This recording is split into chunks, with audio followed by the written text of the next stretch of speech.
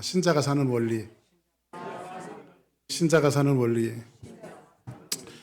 계속해서 여러분들과 함께 이제 사도행전을 말씀드리고 있습니다. 이제 오늘부터는 15장부터 말씀이 시작되어지는데, 그동안 이제 지난주까지는 1장서부터 14장까지 여러분들에게 말씀드렸습니다. 사도행전은 전부 다 28장으로 되어 있습니다.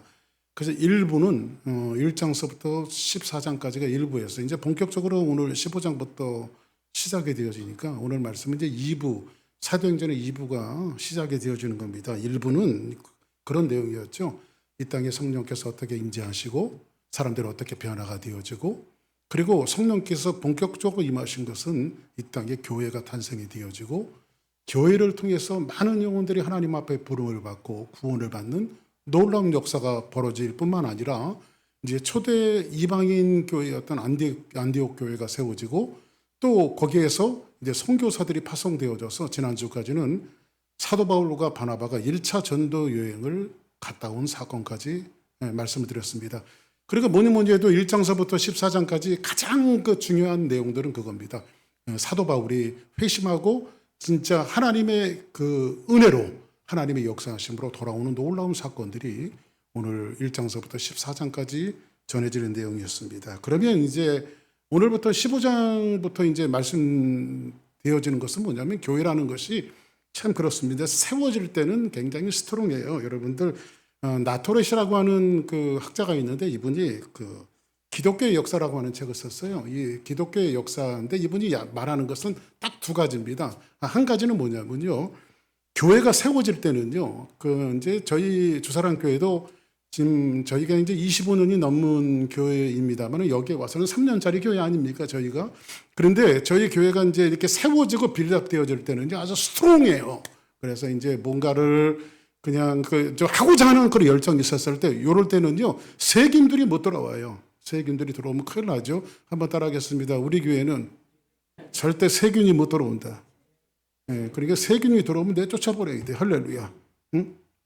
그런데 이렇게 교회가 하나가 되어질 때는요, 교회가 이제 복음이 시작이 되어지고 그리스도의 복음이 선포가 되어지고 이제 예루살렘 교회가 세워지고 초대교회들이 세워질 때는 아주 굉장히 스트롱했어요. 그리고 성령의 역사들이 일어나고 그 성령의 역사를 통해서 교회가 빌드업되어지고 세워지는 놀라운 역사들이 성경에서 벌어졌다고요. 그런데 이때는 교회라고 하는 것이 세워지면, 나토렛이 얘기하는 것은 뭐냐면, 교회는 첫째, 교회가 세워지면 박해받는 시기가 있어요.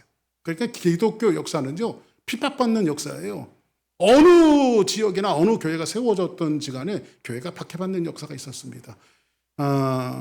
일부 예배 때도 잠시 생각이 나서 말씀드렸는데, 저희 어머니가 이제 시골 교회를 개척을 하셨습니다. 그런데 저희는 이제 저희 아버지가 사업 다 망하시고 고향 땅에 이제 망해서 들어오니까 고향 땅에 교회가 없어요. 그래서 한 10리, 15리 정도 되는 거리를 저희 어머니가 이제 옛날에 그 10원짜리, 저희 형님하고 10원짜리 하나 헌금하라고 주면요, 그걸 갖고 이제 막 15리를 뛰어나오는 거예요. 제가 여러분들 이 건강이 그때 달리기를 해갖고 제가 이 건강한 거예요. 주일학교 때는 그냥 10리가 넘는 거리를 제가 달려나가서 이제 예배 드리면, 저희 어머니가 이제 11시 예배 맞춰서 또 걸어서 거기로 오시는 거예요. 걸어서 10리 되는 거리로 어머니가 혼자 오시면, 이제 어른 예배가 11시에 맞춰지면 저희 어머니 손잡고 다시 이제 저희 형님, 저희 어머니 다시 이제 그 마을로 이제 걸어오는 겁니다. 그런데 그 마지개 고개라고 하는 데로 오시면 저희 어머니가 그런 기도를 했어요. 하나님, 교회가 뭐니까 교회 다니기가 여간 힘든 게 아니라요, 하나님 우리도 교회 세워주세요. 이 동네, 조그만 동네에도 교회 세워주세요. 그랬더니 하나님의 은혜 가운데 저희 어머니를 통해서 이제 어떤 전도사님과 함께 교회를 개척하기 시작했어요. 그런데 거기가 이제 우리는 다 한국적인 정서들이 있으니까 개발 제한 구역, 그린벨트 지역이거든요. 그런데 거기서 교회를 천막을 쳐놓고, 이제 옛날에 그 천막을 쳐놓고 교회를 시작했는데, 이게 이제 천막도 불법 이제 건물인 거지. 그러다 보면 이 철거반들이 와서 홀딱 천막을 무너뜨리고 가요. 이게 불법 건물이라고.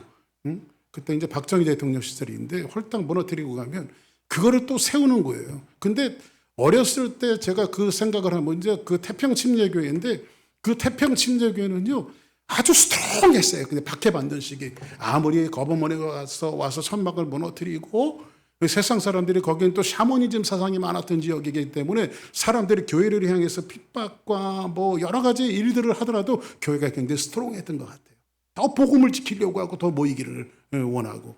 그런데 교회가 어느 정도 셋업이 되어지고 교회가 이제 조금 성장하는 시기가 되어지고 교회도 이제 세상 말로 이야기하면 먹고 살만한 텀이 오게 되어지면요. 그때는 반드시 뭐가 오냐면 세균이 들어와요. 외부로부터 세균이 들어와요. 나쁜 기운들이 들어오고 잘못된 기운들이 들어와서 교회를 흔들기 시작하는 거예요. 오늘은 그런 이슈에 대해서 오늘 15장에 우리에게 이야기해주고 있는 거예요. 이제 15장부터는요, 신학적인 논쟁도 조금 교회가 세워지는 과정 속에서 신학적인 논쟁들이 오거든요. 그러니까 신학적인 논쟁은 뭐냐면 이것이 참 복음이냐? 이것이 정말 하나님을 따라가는 것이냐? 이것이 예수 그리스도를 믿는 것이 맞는가에 대한 자꾸 의구심을 자꾸 만들게 한다는 거죠. 먹고 살기 힘들 때는요, 이겁니다. 이것이 왜 해야 되는지, 뭐 해야 되는지. 저도 뭐 이민 처음 와갖고요, 제 집사람하고 열심히 일을 했습니다. 왜냐하면 뭐 그때는 뭐 하기 위해서 열심히 일했냐? 먹고 살기 위해서 일했습니다. 내가 이 일을 왜 해야 하는지, 내가 아침이면 눈을 떠서 왜 직장을 나가야 하는지 이거 알지도 못하고 그냥 뭐 자식들이 있으니까 나가서 벌어 먹고 살기 위해서 열심히 일을 했어요. 근데 이제 먹고 살만하면 사람이 어떤 생각이 들까요? 내가 이 일을 왜 해야 할까? 내가 걸어가고 있는 길이 맞을까? 한번 따라합시다. 이런 생각은 하지 말고 그냥 열심히 하자. 할렐루야. 그냥 열심히 하면 돼요. 아멘입니까? 자, 그러면 이런 신학적인 논쟁들이 이게 나오는데 가정의 원리도 마찬가지인 것 같아요. 가정들도 처음에는 열심히 살다가 조금 먹고 살만해지면 가정들이 불화가 일어나기 시작하고 여러 가지 어려움들이 있잖아요. 교회도 똑같은 원리예요. 3년짜리 이 스프링브리지 지역에서 3년짜리 되어진 우리 교회가 지금은 나름대로 스트롱하게 여러분들이 힘을 모아서 우리 열심히 해야 합니다라고 하는 마음이 있지만은 뭐 저도 이제 언젠가는 이제 1세대 목회자니까 은퇴를 할 거고 또 다음 사역자들이 올 거고 교회는 100년 대계를 위해서 지금 모든 것들을 준비하는데 교회는 역사 속에서 가면서 이러한 것들을 복음과 하나님의 말씀으로 잘 지켜내는 것이 얼마나 중요한지 모릅니다. 자, 그러면 오늘 이렇습니다. 지금 예루살렘 교회가 하나가 성령의 역사로 예루살렘 교회가 세워졌습니다. 그리고 최초 이방인 교회가 하나 세워졌어요. 이방인 교회가 바로 안디옥 교회입니다. 이 중심에 안디옥 교회가 있는데 안디옥 교회가 굉장히 스트롱하게 성장을 했습니다. 그리고 예루살렘에서 일어났던 똑같은 성령의 역사가 불같이 일어나는 교회가 어디였냐? 바로 안디옥 교회예요. 그리고 말씀이 강론되어지고 또 그 유명한 또 사역자들이 있지 않습니까? 사도 바울도 거기에 있죠. 바나바도 거기에 있죠. 하나님의 말씀을 선포합니다. 그때에 1호점이 어디에? 교회 1호점이 예루살렘 교회 아닙니까? 근데 예루살렘 교회에 있었던 교사들이 저 이방 땅 안디옥에 하나님의 교회가 세워졌다고 하는데 저 교회가 참 맞는지 안 맞는지 우리 한번 가보자 해갖고 지금 성경 한번 볼까요? 자, 한번 봅시다. 15장 1절에 있는 말씀 시작. 어떤 사람들이 유대로부터 내려와서 형제들을 가르치되 너희가 모세의 법대로 할례를 받지 아니하면 능히 구원을 받지 못하리라 하니. 자, 이 얘기가 무슨 얘기냐면 이제 이 사람들이 예루살렘으로부터 유대로부터 와갖고 이제 형제들을 가르치는 거예요. 안디옥 교회 딱 와보니까는 성령의 역사가 일어나거든. 안디옥 교회. 그 자기네들이 받은 성령과 똑같고 또 이렇게 말씀을 증거하는 거 보니까는 예수 그리스도가 하나님의 아들이고 그분을 믿어야 구원을 받는다라고 하는 이 사실에 대해서 정확하게 가리키고 있고, 근데 한 가지 의문점이 생겼습니다.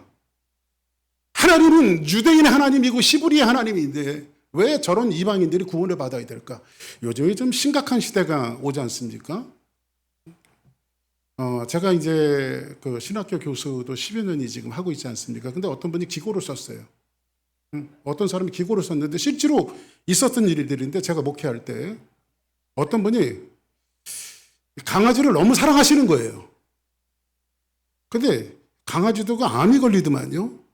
강아지도 암이 걸려요. 그래서 이제 강아지를 자식처럼 키워왔던 자매님이기 때문에 안타까운 마음을 이해하죠. 저도 이제 뭐 반려동물을 키워보기도 했지만은 걔네들이 아프면 좀 마음이 아파요. 고양이도 살아있는 생물이기 때문에. 근데 그 자매님이 강아지가 암이 걸렸어요. 그런데 이제 돈을 진짜 강아지한테 돈을 많이 들여갔고요. 수술을 했습니다. 근데 의사가 딱 얘기하기를 회복할 가능성이 30%밖에 안 되고 죽을 가능성이 70%라는 거예요. 그게 거의 죽을 확률이 많은 거죠. 강아지가 수술을 해서도. 그러니까 이 자매님이 강아지를 생각하니까 너무 안타깝잖아요. 그래서 저한테 왔어요. 목사님, 내 강아지가 내 자식 같은 아이인데 이 강아지를 위해서 기도해 주세요. 뭐 오케이. 제가 강아지 머리에다 손을 얹고 기도한 목사입니다. 오케이. 그러더니 목사님이 이 강아지를 위해서 기도해 주셨으니까 우리 강아지가 천국 가기를 원한다는 거야. 그러니까 안수를 하셨으니까 침례를 베풀어 주시면 안 되냐고.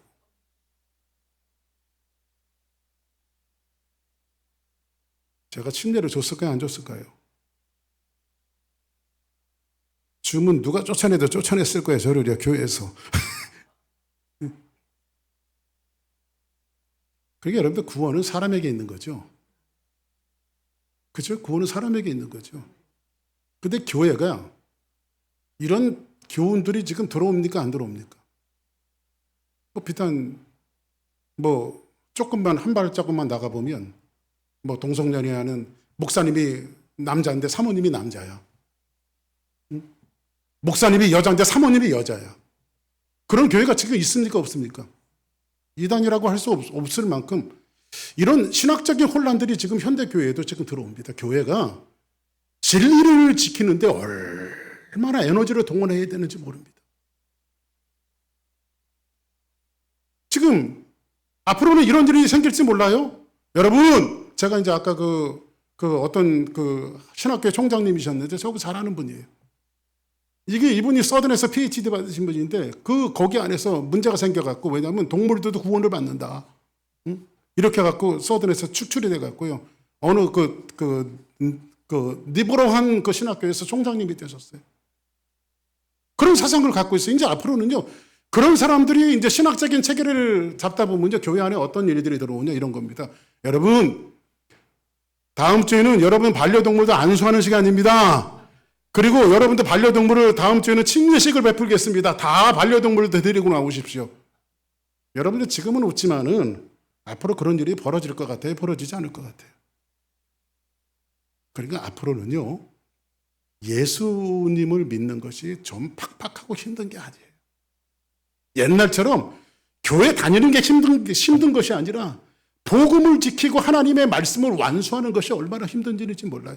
근데 이걸 조금 뒤집어서 생각해 보자면 이 초대교회는 어떤 이스라엘 사람들이 어떤 생각을 갖고 있냐면 하나님은 이스라엘의 하나님이고 구원은 이스라엘에게만 있고, 그리고 그 하나님이 자기 민족을 사랑하신다고 생각했는데 그 개돼지 취급했던 이 이방인들이 교회를 세우고 성령이 임하시고 예수님을 믿으니까 이게 궁금했던 것 같아요. 그래서 예루살렘에서 지도자, 하나님의 말씀을 가리키는 이 지도자들, 교사들이 지금 어디로 가냐면 안디옥 교회, 이방인 교회를 방문을 했는데 실제로 거기에 앉아있는 사람들은 유대인들은 별로 없고 전부 다 이방인들이에요. 거의 다.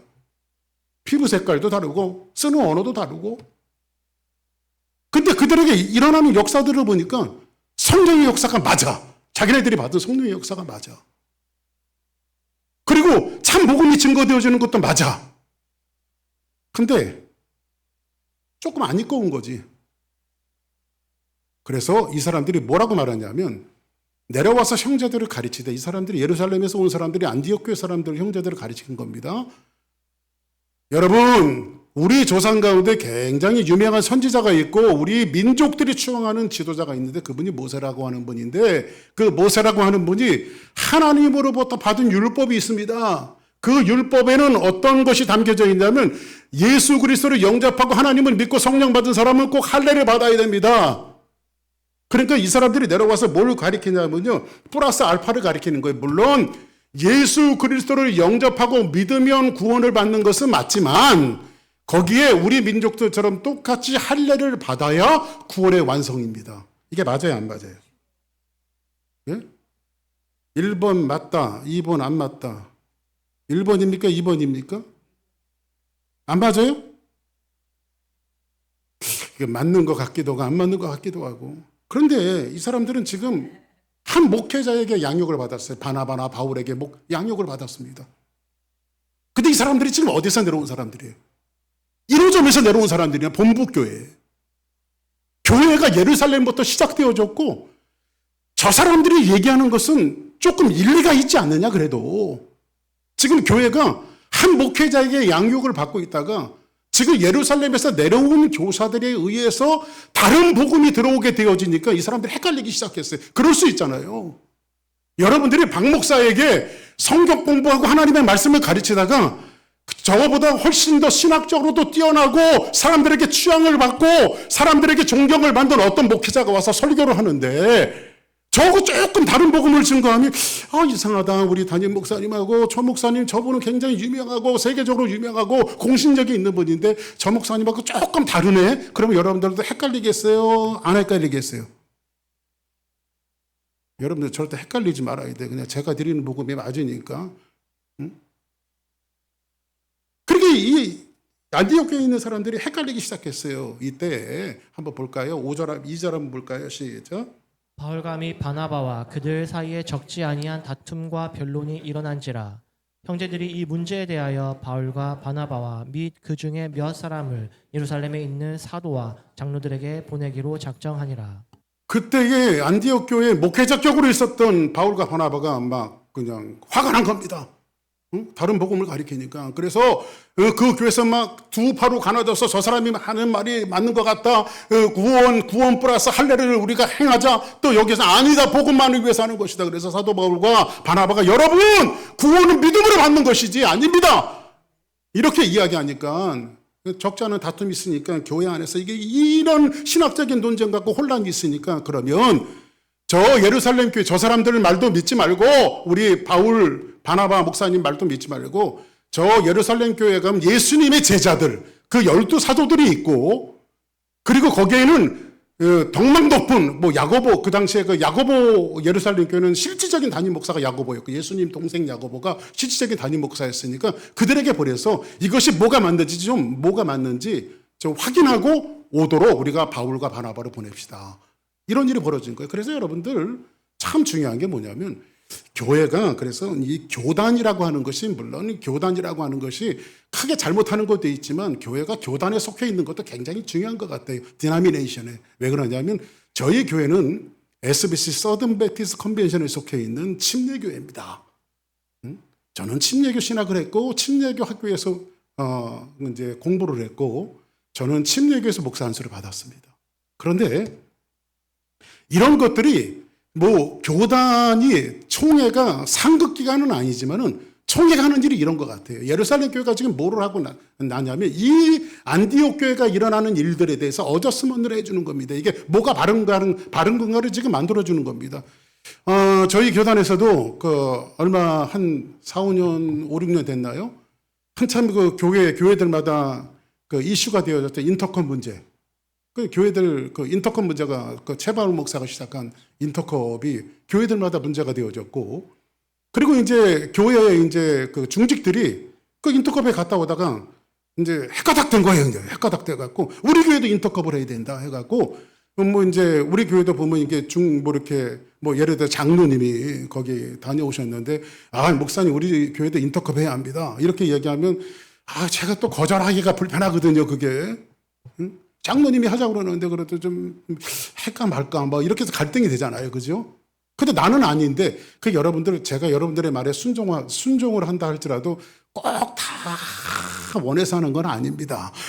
다 집안 편하자고 하는 거지. 할렐루야. 응? 이런 일들이 있을 수 있어요, 없어요? 있죠. 그러니까 교회들이 그런 문제들이 있으니까 우리 한 5, 6년 전에 저희 교단의 이슈로 좀 올라왔습니다. 그래서 인터컵을 우리 교단 자체에서 이제 개교회에서 해결하지 못하니까 이거는 교단 차원에서 해결해 주자 해갖고 교단에서 회의를 하기 시작했습니다. 그래서 저희가 어떻게 이제 그것이 회의 중지가 모아졌냐면 우리가 우리 교회에서 덕망 높은 신학자들을 우리가 좀 몇 분을 신앙과 신학으로 이게 좀 잘 세워 있는 분들을 우리가 세워서 이분들로 하여금 1년 동안 인터컵에 대해서 연구를 하고 1년 후에 그것을 가지고 우리가 이야기하죠. 그래서 그 그것이 벌어졌던 현장이 어딘냐면 한 수년 전에 벌어졌던 서울 침례교회에서 그 컨벤션을 우리 총회를 했습니다. 그때는 이 총회가 서울교회에서 있었거든요. 휴스턴에서 있었거든요. 그때에 막 이 어떤 목사님들이 인터컵이 맞다, 어떤 데는 인터컵이 맞지 않다. 이것들을 우리가 조정을 했는데 어떤 조정이냐면 이런 겁니다. 이렇게 결론을 내렸습니다. 인터컵은 우리가 이단이라고 정지할 수는 없으나 교회의 해가 되니 우리 서든 베티스트 교회들은 인터컵하고 교제를 하지 않는다. 이렇게 결론을 꽝꽝꽝 때리고 내었어요. 그 여러분들이 이제 아시기 바랍니다. 여러분들이 아무리 인터컵에 여러분이 세뇌가 돼갖고 여기 오더라도 저는 이렇게 얘기할 겁니다. 우리 교단 정책이 인터컵하고는 교제하지 않습니다. 그러니까 여러분들이 세뇌가 혹시 돼서 오시더라도 저를 푸시할 생각은 10원어치도 안 갖는 것이 좋습니다. 왜냐하면 교단 정책이 그렇으니까. 이런 것들이 하는 역할이 바로 교단에서 하는 거거든요. 사실은 제가 침례교회에서, 저는 침례교 목사니까 제가 91년도에 담임 목회를 시작을 했으니까 그 당시 91년도 한국의 침례교회가 사실 척박했거든요. 지금은 굉장히 침례교회가 많이 성장하고 유명한 목사님들도 많이 있으니까. 근데 어디 가서 목회를 하니까요, 사람들이 침례교를 이단으로 보는 거예요. 그래서 제가 항상 주보에다 뭐를 써놨냐면, 우리 교회가 소속된 교단은 기독교 한국 침례회 전신 SBC 서든 베티스트 컨벤션에 속해 있는 교회로 저희 교단에서 유명한 목사님은 김장한 목사님과 그 유명한 목사 김장한 목사님과 이동원 목사님과 미국에는 지미 카터 대통령이 있고 빌리 그레함 목사님이 우리 교단 목사님입니다. 이런 것들을 써놨어요. 그러니까 이게 뭐냐면 우리 교단은 이단 아니다. 그러니까 마음 편하게 와라. 아마 우리 교회가 한 10년 후에는 모든 침례교회가 우리 교단은 휴스턴 주사랑교회가 속해 있는 그런 교단이라고 우리 교회가 그렇게 유명해지는 그런 역사가 있었으면 좋겠어요. 할렐루야. 예? 아무튼 이렇게 교단의 역할이 굉장히 중요합니다. 근데 그리고 나서 뭐라고 말하고 있냐면 한번 볼까요? 이제 이렇게 해서 이 사람들을 지금 사도들 바나바와 바울을 지금 어디에 보내냐면 이제 예루살렘 교회를 보내는 겁니다. 이거를 이제 어저스트만 해갖고 와라. 자, 3절 볼까요? 시작. 그들이 교회의 전송을 받고 베니게와 사마리아로 다니며 이방인들이 주께 돌아온 일을 말하여 형제들을 다 크게 기쁘게. 자, 이방인들이 이제 똑같이 예수 그리스도를 믿고 돌아오는 역사들이 벌어졌는데 4절 볼까요? 시작. 예루살렘에 이르러 교회와 사도와 장로들에게 영접을 받고 하나님이 자기들과 함께 계셔 행하신. 자, 이제 예루살렘에 바나바와 바울이 안디옥 교회 대표로 갔습니다. 그리고 바나바와 바울을 이제 그들이 영접을 하고 뭐라고 말하냐면, 여러분, 우리 안디옥 교회가 정말 전무후무한 부흥을 이루었고 하나님의 역사가 일어났고 성령의 역사도 일어났는데 이방인들이 이렇게 돌아오는 놀라운 역사가 벌어졌고, 특별히 이 안디옥 교회는 최초의 선교사 바울과 바나바를 보내서 이 1차 전도여행을 다녀오면서 많은 영혼들이 하나님 앞에 돌아오는 놀라운 역사가 있었습니다. 이거를 지금 성교 보고하고 본부교회 예루살렘 교회에 가서 안디옥 교회에 대해서 보고를 하는 거예요. 자, 근데 그때에 이제 이런 갑노를박의 회의가 있었을 때에 믿는 자 중에 어떤 사람이 있었냐면 5절 볼까요? 시작. 바리새파 중에 어떤 믿는 사람이 일어나 말하되 이방인에게 할 일을 행하고 모세의 율법을 지키라 명하는 것이 마땅하다 하니라. 자, 그러면 여기서 이제 종교회, 최초의 종교회의란 말이에요. 이 종교회의 이슈는 뭐예요? 안디옥 교회에서 일어나는 이방인들도 할례를 받아야 되느냐 말아야 되느냐, 아니면 예수님을 믿고 그냥 구원을 받는 것이냐, 아니면 우리 집처럼 할례를 받아야 되느냐, 이 이슈가 지금 안디옥에서 어디로 왔어요? 예루살렘으로 옮겨졌어요. 그럼 예루살렘으로 옮겨지면서 어떤 일이 벌어졌냐면, 그때 한 사람이 그 지도자 격이 되어지는 사람들이 바리새파 사람들인데, 바리새파 사람으로 개종한 그리스도인들, 기독교인들 중에 바리새파 중 어떤 믿는 사람들이 일어나 말하되 이방인들에게도, 안디옥 교회 사람들에게도 할례를 행하고 모세의 율법을 지키라고 하는 것이 마땅합니다. 이렇게 말합니다. 그러면 예루살렘에서 지금 뭐라고 얘기하는 거예요? 할례를 행하라는 거예요? 하지 말라는 거예요? 안디옥 교회보다 더 상급기관으로 생각하고 있는 예루살렘 교회가 종교일을 해가 바리새파가 지금 할례를 행하라는 거예요. 6절 한번 볼까요? 자, 시작. 사도들과 장로들이 이 일을 의논하러 모여. 사도들과 장로들이 이 일을 이제 의논하러 모이는 겁니다. 이제 최초의 종교회의가 이루어지는 거예요. 가장 권위 있는 이제 신학자들과 예수님의 제자들과 사도들과 장로들이 모여서 이 일을 어떻게 할까를 이제 의논을 하는 겁니다. 이렇게 의논을 할 때에 뭐라고 말하냐면 7절 보니까 시작. 돈이 있은 후에 베드로가 일어나 말하되 형제들아 너희도 알거니와 하나님이 이방인들로부터 내 입에서 복음의 말씀을 들어 믿게 하시려고 오래전부터 너희 가운데서 나를 택하시고. 자, 그래도 초대교회에 가장 권위 있는 사람이 누구였겠어요? 예수님의 제자 베드로. 그죠? 이때 이제 배 선생님이 일어납니다. 옛날 같았으면 베드로가 의장하면서 일어날 사람인데 베드로가 참 많이 변해 있어요. 그죠? 많이 사람들의 얘기를 다 듣고 나서 뭐라고 말하냐면 많은 변론이 있은 후에 베드로가 일어나 말하되 형제들아 너희도 알거니와 하나님이 이방인들로 내 입에서 복음을 말씀을 들어 믿게 하려고 오래전부터 너희 가운데 나를 택하시고. 지금 사도 바울이 지금 무슨 간증을 하냐면 야, 이 사람들만 그런 것이 아니라 나도 이방인에게 복음을 전가한 일이 있다. 이 사건이 어떤 사건이었죠? 고넬료 가정, 이방인 고넬료 가정에서 사도 베드로가 복음을 전가한 선한 사건들을 사도 베드로가 상기시키는 거예요. 그리고 뭐라고 말합니까? 8절 시작. 또 마음을 아시는 하나님이 우리에게와 같이 그들에게도 성령을 주어 증언하시고. 그러면 그 이방인들에게도 하나님이 뭘 주셨다는 거예요? 성령을 주셨다는 거예요. 할렐루야. 아멘. 그리고 믿음으로 그들의 마음을 깨끗하게 하사 뭐래요?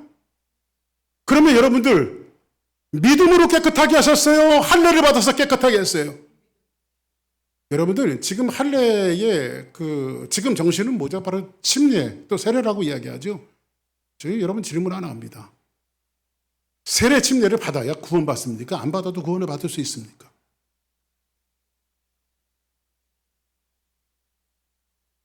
한번 따라합시다. 한번 따라합시다. 예수 믿는 것은 받은 증거 많도다. 할렐루야. 예수 귀한 예수 믿음 더욱 주옵소서. 구원은 믿음으로 받는 거예요. 믿는 사람들이 침례를 받는 것은 분명하지만 침례를 받는 사람이 다 구원을 받은 것은 아니라는 거죠.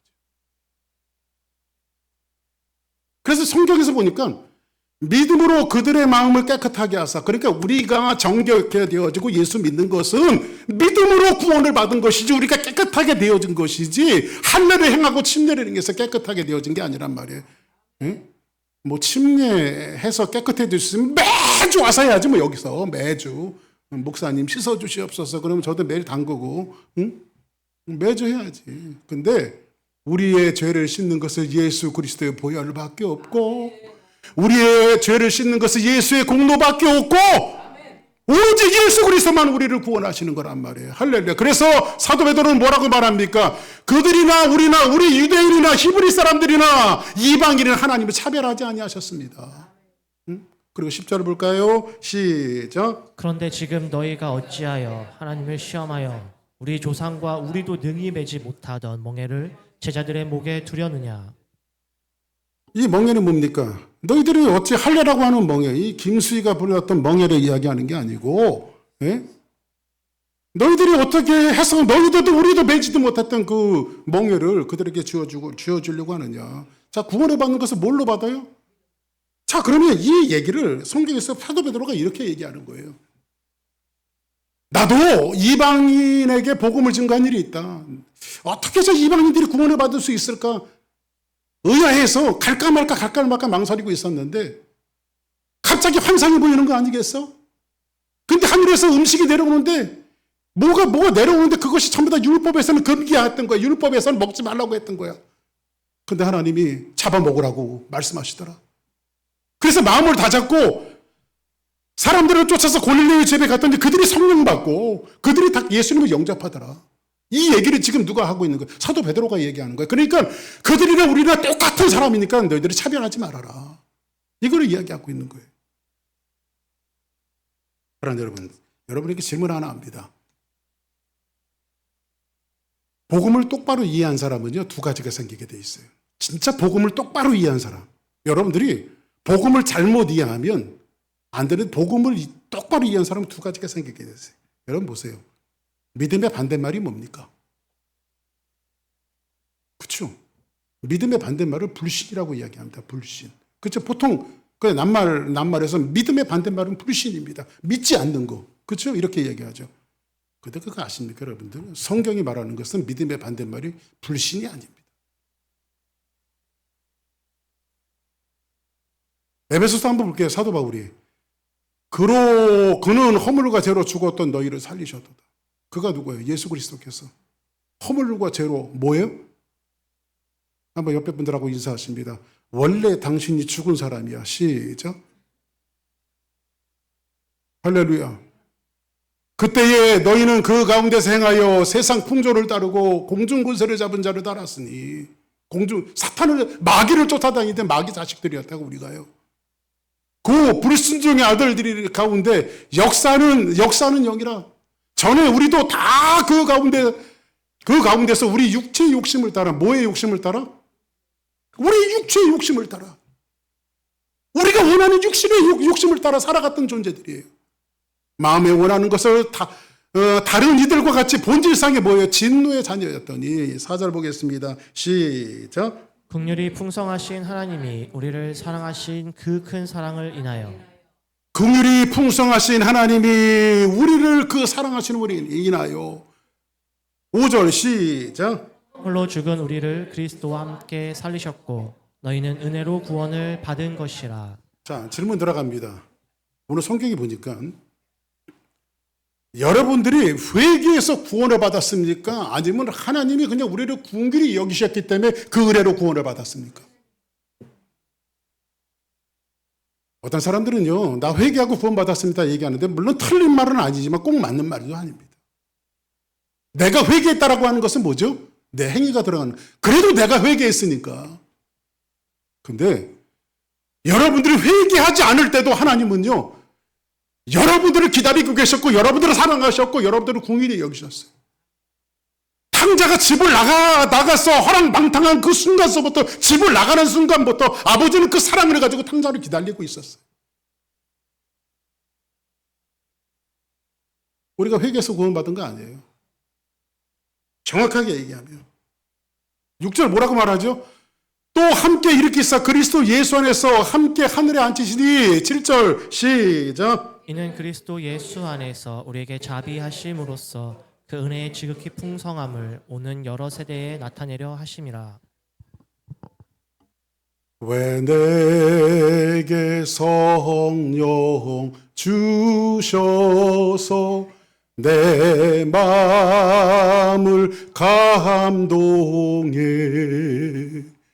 주 예수 믿게 하는지 난 알 수 없도다. 할렐루야. 내가 말씀을 보는 순간 내가 득도하고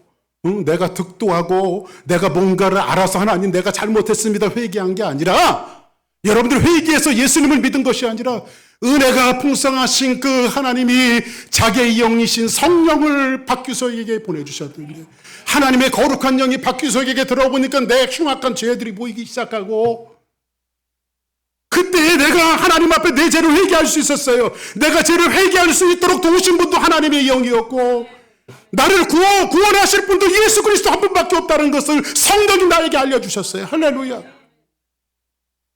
우리가 깨달아서 회개한 게 아니에요. 우리가 뭔가를 알아서 회개한 게 아니에요. 다만 하나님의 은혜로. 할렐루야. 그리고 뭐라고 말하고 그죠? 너희는 그 은혜에 의하여 믿음으로 말미암아 구원을 받은 것이니 은혜로 말미암아 너희들이 하나님의 은혜가 있었기 때문에 믿게 되어졌고 이것은 너에게서 난 것이요 하나님의 선물이라. 행위에서 난 것이 아니니 이는 누구든지 모함지 못하게 하나미라 자랑치 못하게 하라. 다시 한번 원리로 들어갑니다. 믿음의 반대말은 뭡니까? 불신? 두 가지로 정리해 드릴게요. 믿음의 반대말은 자기 자랑입니다. 내가 어떻게 구원받았는지 알아? 내가 이런 사람이었는데 예수 믿고 나서 이렇게 변화됐어. 간증자들이 많이 일어나고 있는데 그것도 자기 자랑이에요. 저는 그런 간증 별로 좋아하지 않습니다. 뭐 여기저기서 저에게 요청이 옵니다. 이분이 뭐 이런 분이었는데 예수 믿고 이분이 원래 그냥 뭐 아주 나쁘게 살던 사람이고 다른 종교를 믿던 사람이고 불교 땡땡이고 이런 사람들이 있는데 목사님 간증 집회 한번 하시죠. 그럴 때 제가 웃기지 마십시오. 제가 그럽니다. 저는 여러분들 우리 교회 성도들 한 사람 한 사람 존귀하게 생각합니다. 이 강대상에서 선포되어지는 복음이 누구라도 다른 복음을 증거하면 안 됩니다. 그래서 저는 죄송하지만 이 강대상을 아무한테나 빌려드리지 않습니다. 진짜 복음, 진짜 하나님의 말씀. 믿음의 반대말이 뭐라고요? 누구든지 자랑치 못하게 하라. 그리고 자기 구원받은 것도 자랑하는 사람들 있잖아요. 내가 이렇게 구원받았는데 이런 사람으로 변화되어졌어요. 물론 그것이 다소간 여러분들의 믿음을 엔커리지먼트 시키는데 조금 도움은 될 수 있지만 내가 구원받은 것도 자랑이 돼서는 안 돼. 아멘. 다만 하나님의 은혜로 그분이 세워주신 은혜로 내 마음을 감동한 것도 하나님이 영위하셨고 할렐루야. 그래서 두 번째로는 자랑하지 못하는 사람들이 다만 하나님의 은혜라고 생각하는 사람들이 차별을 두면 될까요? 안 될까요? 좀 약간 듣기 거북한 소리라도 우리 말에 그런 말이 있죠. 똥 묻은 개가 겨 묻은 개 나무랜다.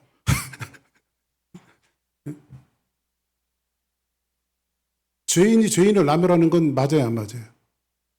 지금 믿는 자 중에 바리새파 사람들은 지금 뭘 얘기하고 있습니까? 그리고 안디옥 교회에 왔던 그 교사들은 뭘 얘기하고 있습니까? 자기 할례를 자랑하고 있습니다. 이것까지 완성해야 구원의 완성이라고 뭘 자꾸 갖다 붙이려고 그래요. 여러분들 한마디로 말씀드릴게요. 구원은요 예수 믿음 받아요. 할렐루야. 한번 따라하겠습니다. 나는 예수 그리스도를 나의 주인으로 영접했습니다. 그래서 나는 예수 믿고 천당 갑니다. 할렐루야. 아멘. 이거면 족합니다. 아멘. 이것이 구원의 본질이고 원색적인 내추럴한 하나님의 복음이에요. 여러분 할례가 뭡니까? 할례를 가르쳐 드릴게요. 할례가요 이거예요. 오늘날 하나님께서 아브라함에게 나타나셨습니다. 믿음의 조상 아브라함을 이끌고 나가십니다. 아브라함은 하늘의 별을 봐라. 예, 하나님 별들이 무진장만돼요. 네 자손이 저렇게 번성하게 될 거다. 땅을 봐라. 뭐가 있니? 예, 하나님 모래들이 많대요. 네 자손들이 그렇게 많아질 거야.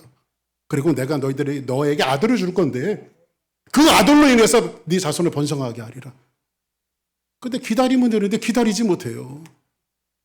하나님이 준다고 하나님이 약속하시면 신실하신 하나님이 약속을 이행하십니까? 안 하십니까? 반드시 하시고 여러분들 조금 여러분들 삶 속에 더딘 일이 있어도 참고 기다리세요. 아멘.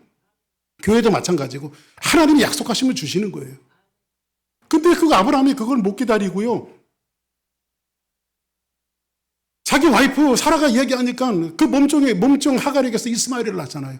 그때부터요 성경에 보니까 하나님이 아브라함하고 대화를 안 했어요. 몇 년 동안 대화를 안 하셨냐면 13년 동안.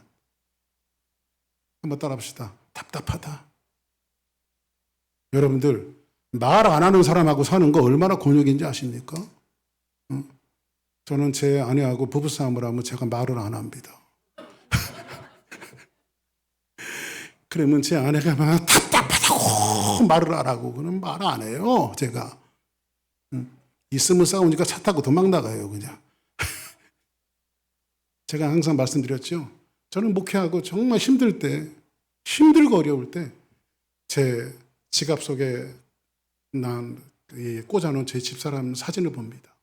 그리고 용기를 얻어요. 제 집사람 보고. 무슨 용기냐면 내가 이 사람도 여태까지 참고 살았는데 세상에 못할 일이 뭐가 있나.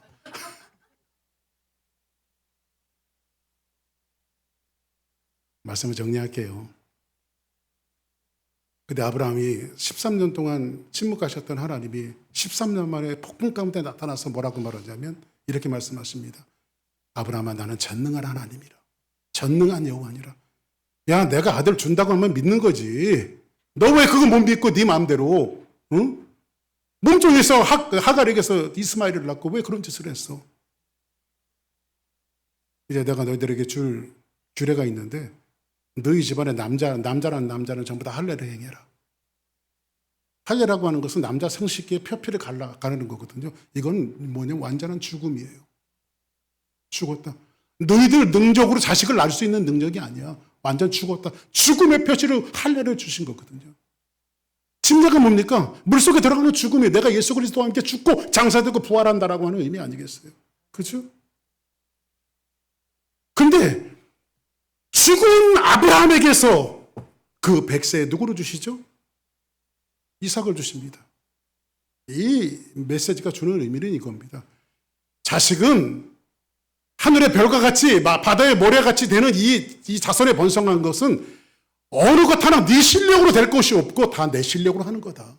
죽은 너에게서 100세가 된 너에게서 살아 90세가 된 그 여인에게서 이 아들이 태어난 것은 너희들이 살아가는 것은 너희 실력으로 살아가는 것이 아니라 내 실력으로 살아라.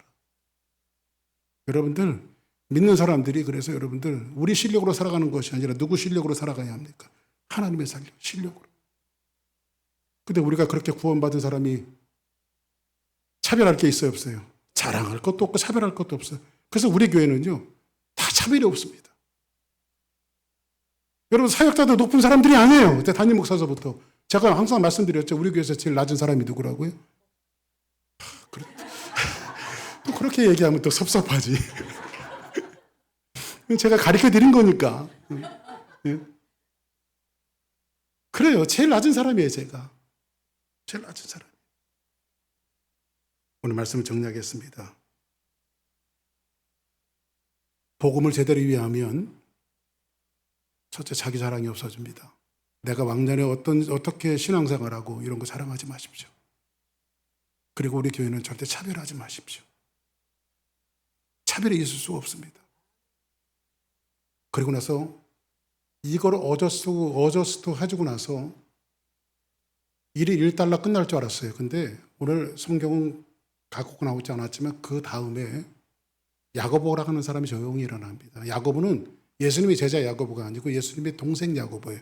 실질적인 예루살렘 교회 담임 목사입니다. 그런데 이 야고보가 뭐라고 얘기하냐면 여러분 지금 사도 베드로께서 이야기하신 말이 다 맞습니다. 구원은 믿음으로 받는 겁니다. 이건 여기서부터 정리하고 귀양지사 이렇게 우리 회의를 했으니 예루살렘 교회에서 하나는 안디옥 교회를 첨부해서 보내십시다. 그 첨부한 것은 뭐냐면 우상에게 드려진 제물 고기를 먹지 말라고 합시다. 아니 잘 끝났나 싶었는데 또 고기를 먹지 말래요. 고기가 얼마나 맛있는데. 근데 그 당시에는요 고기가 유통이 되어지는 것은요 1차적으로 우상에게 드려진 제물이 시장으로 유통이 되었습니다. 뭐 이렇게 이해하면 돼요.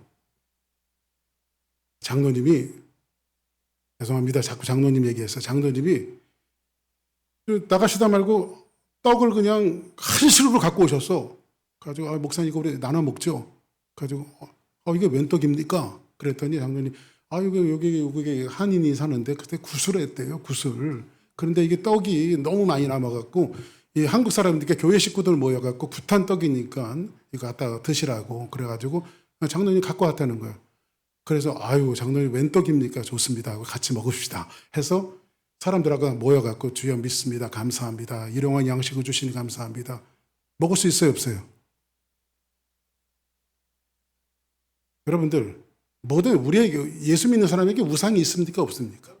사실 없어요. 우상이. 내가 스스로 우상을 만들어낸 거지 믿는 사람에게 우상이 어디 있어요? 신은 하나님 한 분밖에 없는데. 할렐루야. 그러니 우리가 하나님이 주신 양식은 해 아래 있는 모든 것은 다 감사함으로 먹을 수 있죠. 전부 다 감사함으로 먹을 수 있어요. 그 장로님이 그걸 먹자고 한 것도 불법이 아니에요. 그냥 감사함으로 감사합니다. 그런데 오늘 갓 교회에 나오신 초신자가 있었어. 그런데 이 교회는 좀 콩가루 교회 같다고 무당 구탄 떡을 갖고 목사님, 이하 사역자들, 중직자들이 모여갖고 이거를 저걸 맛있다고 기도하고 먹고 있으니 내 이놈의 교회는 안 나온다. 그리고 소문 낼 거다. 그러면 그 떡을 먹어야 되겠어요? 안 먹어야 되겠어요? 그래, 먹지 말아야죠. 이거는 신학의 문제가 아니고 복음의 문제가 아니라 삶의 문제죠.